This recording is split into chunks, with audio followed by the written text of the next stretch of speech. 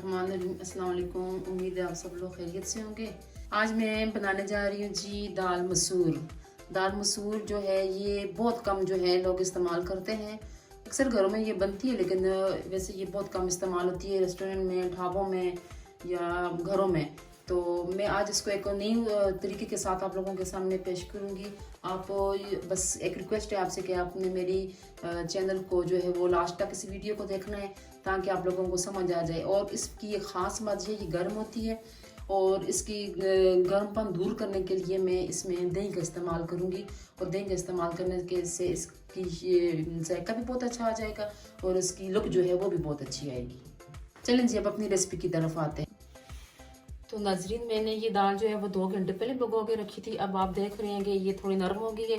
अब मैंने इसको धोया है, एक दफ़ा फिर मैं इसको धोऊंगी धो के। तो फिर उसके बाद हम इसको जो है वो मिट्टी की हांडी में हम इसको जो है उबालेंगे। सिर्फ 5 मिनट के लिए उबालेंगे ताकि थोड़ी सी ये नरम हो जाए। अभी हमने धो ली है। अब इसको हम जो है वो पानी डालेंगे मिट्टी की हांडी में। तकरीबन सिर्फ 2 गिलास, तकरीबन 1 आध मिनट पानी गर्म हो जाए। फिर उसके बाद ये दाल डाल दें। दाल के साथ हम थोड़ा सा इसमें नमक और हल्दी लाजमी डालेंगे, ठीक है। जिस वक्त गोश्त बनाएं आप, दाल बनाएं, किसी किस्म की भी दाल बनाएं, हल्दी और नमक और थोड़ा सा जो भी खड़ा मसाला है वो उबलने के लिए जब आप चीज़ें रखते हैं ना उसको साथ ज़रूर ऐड कर दिया करें, इसके साथ बड़ा अच्छा टेस्ट आता है। अब जो है जी हम अपने दाल को डाल रहे हैं, ठीक है, उबलने के लिए सिर्फ 5 मिनट के लिए। और ये 5 मिनट में इतनी अच्छी उबल जाएगी, ना ज़्यादा गली हुई होगी और ना ज़्यादा ये सख्त रहेगी। अच्छा इसमें मैंने थोड़ा सा नमक ऐड किया है और नमक थोड़ा सा भी डालेंगे क्योंकि जब हम इसकी ग्रेवी बनाएंगे उस वक्त भी नमक जो है वो इस्तेमाल होगा। और फिर मैंने जो है वो हल्दी इसमें 1 चम्मच डाली है ताकि थोड़ा इसका टेस्ट अच्छा हो जाए। इसके साथ मैं इसमें थोड़ा सा जो है वो ज़ीरा भी इस्तेमाल करूँगी ताकि ये ज़रा इसका टेस्ट सही आ जाए। और फ्लेम जो है वो हम अपनी मीडियम रखेंगे ताकि ये आराम से और अंदर तक गल जाए, ठीक है। तो सिर्फ 5 मिनट के लिए टाइम नोट कर लें। 5 मिनट के लिए मैं इसको उबलने के लिए रख रही हूँ। बिस्मिल्लाहिर्रहमानिर्रहीम। ये देखें जी पहला उबाल हमारी दाल को आ गया है। मिट्टी के बर्तन का ये तो फ़ायदा होता है कि फ्लेम बिल्कुल आहिस्ता करते हैं। मिट्टी के बर्तन का ये फ़ायदा होता है कि इसमें चीज़ जल्दी गल जाती है, बन जाती है और टेस्टफुल होती है। इवन कि ये ज़रा गर्म होने में टाइम लगाती है लेकिन ये है कि चीज़ इसमें अच्छी तरह बन जाती है। अब ये देखिए हमारी दाल उबाल आ रहा है और लकड़ी का चमचा रख लूँगी ऊपर, फ्लेम बिल्कुल स्लो कर लूँगी। अभी इसका सिर्फ 1 मिनट हुआ है। अच्छा 1 मिनट हुआ और 1 मिनट में देखिए माशाल्लाह कितना अच्छा इसमें उबाल आ गया है। चलें जी पहले उबाल को चेक करते हैं और पहले उबाल में देखते हैं जी हमारी दाल। ये देखें जी पहली उबाल में हमारी दाल जो है वो काफ़ी हद तक ये देखें गल चुकी है। और अब तकरीबन इसके टाइम से पहले ही गल गई है जी।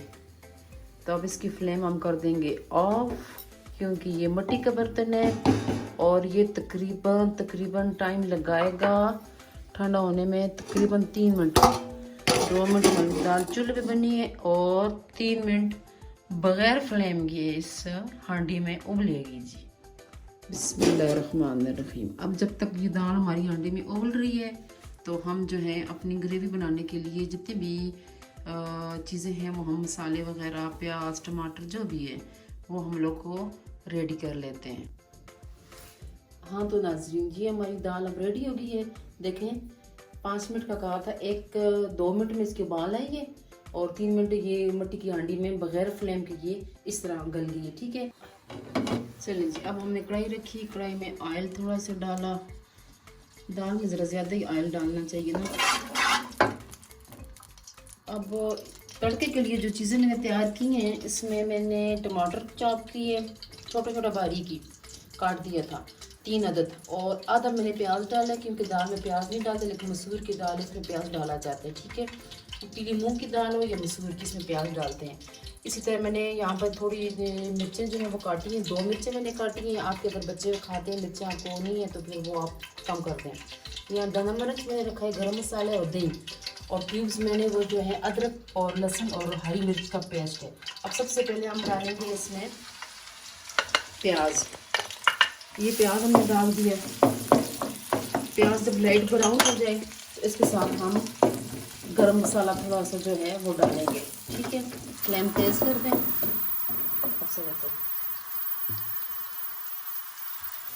जी तो नाज़रीन, प्याज लाइट ब्राउन हो गए, थोड़ा सा हमने गरम मसाला इसमें डाल दिया। अब हम इसमें अदरक लहसुन और हरी मिर्च का पेस्ट ये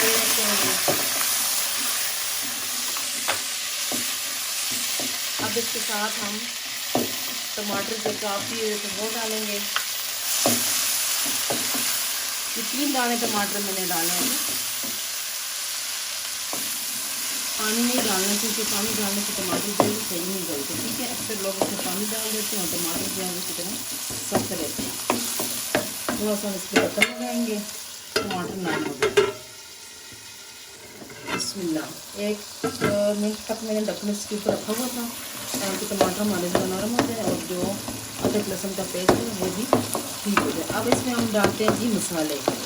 तो मसालों में सबसे पहले हम डालेंगे नमक। नमक हमने पहले भी डाला हुआ था, ख्याल रखना है जी ज़्यादा ना हो। फिर इसके बाद हमने ये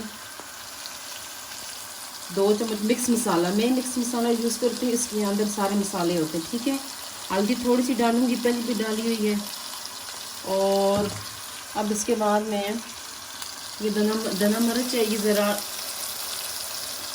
तीखी सी बनेगी। आप अगर बच्चे नहीं खाते तो ना डालें। और ये कश्मीरी लाल मिर्च, सिर्फ कश्मीरी लाल मिर्च, ये मैंने 1.5 चम्मच डाली है। ठीक है, और ये हमारे पास आ गया जी गरम मसाला पिसा हुआ, ये डाल दी हमने। अब इनको हम अच्छी तरह भूनेंगे और फिर इसके साथ हम थोड़ा सा पानी भी ऐड कर देंगे, मसाला पान के नीचे ना लगे।